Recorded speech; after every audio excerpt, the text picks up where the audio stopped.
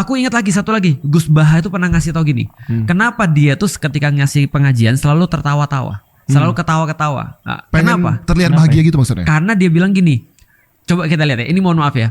Ustadz ada dua mazhab, ada dua aliran. Gimana itu? Satu yang kalau lu lihat ngisi nggak pernah ketawa sama sekali. Senyum aja nggak pernah. Bahkan aku pernah lihat ada satu ustadz yang membahas hadis ini. Jangan remehkan kebaikan-kebaikan kecil, walaupun bertemu dengan saudara-saudara dengan wajah yang berseri-seri, tapi wajahnya nggak berseri-seri ya. Berseri-seri. Wajahnya kaku banget kayak kanebo kering ya. Betul. Ada orang kayak gini karena dia mengambil dalil senyum itu atau ketawa itu mengeraskan hati. Tapi Gus Baha pernah ngasih tahu bahwasannya ada juga orang-orang yang ada hadis di mana kata Rasulullah ada umatnya pilihan Allah yang ketika dia itu di siang hari dia tuh senantiasa ceria wajahnya, ketawa terbahak-bahak karena dia yakin atas rahmat Allah.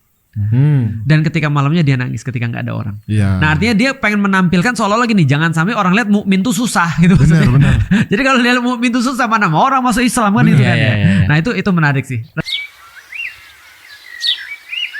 Orang itu nganti cari kesenangan dengan maksiat karena tidak nyaman dengan taat.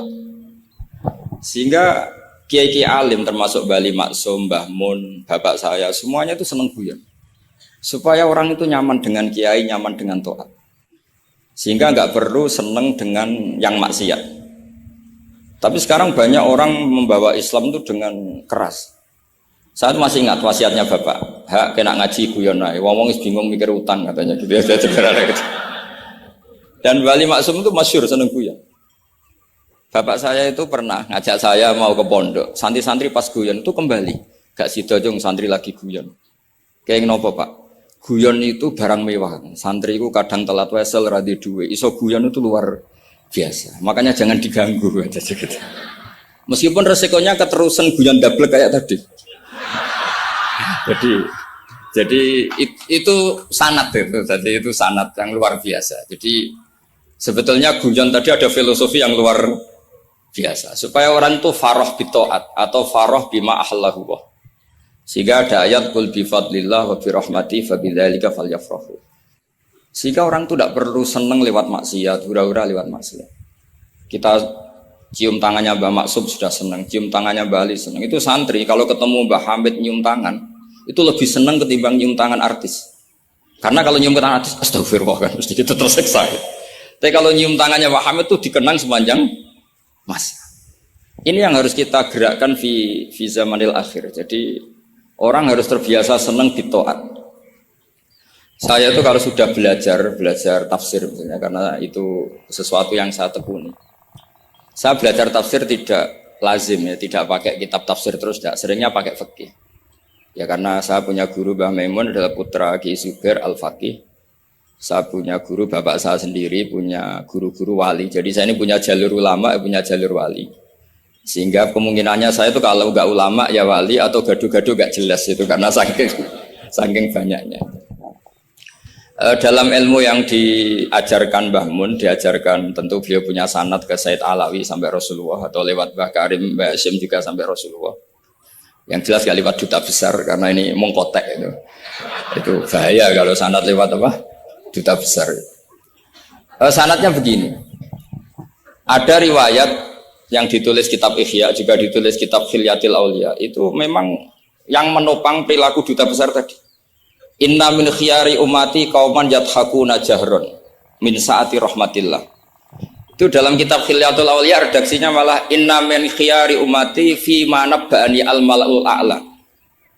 Qauman yadhakuna jahron min saati rahmatillah. Jadi termasuk umat-umatku yang pilihan adalah itu komunitas kaum yang kalau guyu itu buanter-banter itu. Sehingga saya khawatir duta besar tadi ngakak-ngakak gitu apa bagian dari kewaliannya ya gitu. Karena disebut khiyarul ummah, umat-umat apa? Pilihan. Meskipun kayaknya enggak juga, tapi ini cerita saja kan. Jadi inna min khiyari ummati fi ma nabba'ani al-malul a'la qauman yadhakuna jahran min saati rahmatillah. Lalu saya mikir kenapa itu jadi khiyarul ummah? Bali itu masyhur seneng guyon. Mbah Mun ya masyhur seneng guyon. Bapak saya seneng guyon. Saya dulu itu iskal, ada kaji gitu terkenal agak punya will itu. Ya agak maksiat agak ceritanya. Ini agak katut juta besar tadi, makanya saya ngomong perempuan. kaji itu agak ada gosip suka willy. Ketika Mbah Mun ketemu bapak saya itu bilang begini, "Lho Nur, bapak saya namanya Rosalim. Apa iku ayu kok nganti kaji ku seneng?" "Lho ayu, Mbah." Bakasannya tentang ayu. Saya dulu eskal kenapa Kiai bakas wong ayu gitu. Tapi setelah saya tambah alim, tambah tahu itu. Sama harus ikrar memang tambah alim, paham itu artinya tambah alim. Akhirnya Mbah Mun cerita gini. Nah aku kefikian malah jadi qadzaf. Jadi qadzaf misalnya gini, Anda terlalu Islam serius, pasti komentarnya gini. Kaji kok demenan. Kaji kok katut wedoan. Serius tapi akhirnya menabrak satu aturan yang dilarang Allah Subhanahu wa taala. Itu kalau kamu menuduh zina jadi qadzaf, kalau kamu bilang kaji kok katut wedok jadi suudzon. Maka bahasan yang netral adalah lho ayu kok nganti katut. Ayu Mbah, iya ya wajar wong mesti katut wong ayu.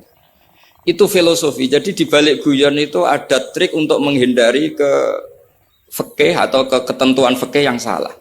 Yaitu kalau kamu kejebak ekstrim, kaji kok seneng wong ayu, kaji kok demenan, maka berarti Anda qadzaf. Qadzaf itu menuduh orang lain yang enggak jelas apa buktinya. Maka guyon ini satu-satunya cara menghindari kesalahan yang lebih fatal. Sehingga di sini dibutuhkan kemampuan seni mengelola agama supaya agama ini tetap ceria. Saya berkali-kali cerita kalau ngaji, Imam Syafi'i itu kalau ditanya, diberitahu orang yang nyium tangan jenengan, yang di depan jenengan itu hormat, itu di luar ngerasani jenengan, bully jenengan. Jawabnya Imam Syafi'i itu tertawa-tawa. Baguslah, berarti saya wibawa. Di depan saya buktinya tidak berani. Kata. Jadi enteng saja. Dijawab enteng saja. Baguslah, berarti saya wibawa. Nyatanya di depan saya tidak berani. Tapi banyak orang membenci jenengan karena fikih jenengan. Jawabnya Imam Syafi'i seneng lagi. Baguslah. Nah, nggak seneng saya pasti nggak pernah ngutang saya. Coba kalau kamu seneng juta besar itu pasti minta tolong. Mau masuk apa saja lah. Tapi kalau benci Pak juta besar pasti malu kan minta tolong. Untung mana kamu dibenci orang sama disenangi orang. Karena kalau dibenci orang yang benci itu pasti tidak utang kamu, tidak ngerepoti kamu, tidak senang. Jadi Imam Syafi'i itu ngadepi dunia itu enteng saja. Diberitahu itu orang itu nggak suka kamu gini-gini. Ya bagus. Sehingga beliau ngendikan terkenal sekali. Waman asa'a ilaika faqad atlaqaka. Orang yang berbuat buruk sama kamu berarti membebaskan kamu. Karena orang ini pasti nggak akan ngerepoti kamu. Jadi ulama-ulama dulu ciri khasnya adalah ar-ridho anillah. Melihat apa saja itu sudah ridho. Dan ridho itu ekspresi paling gampang ya ceria, seneng.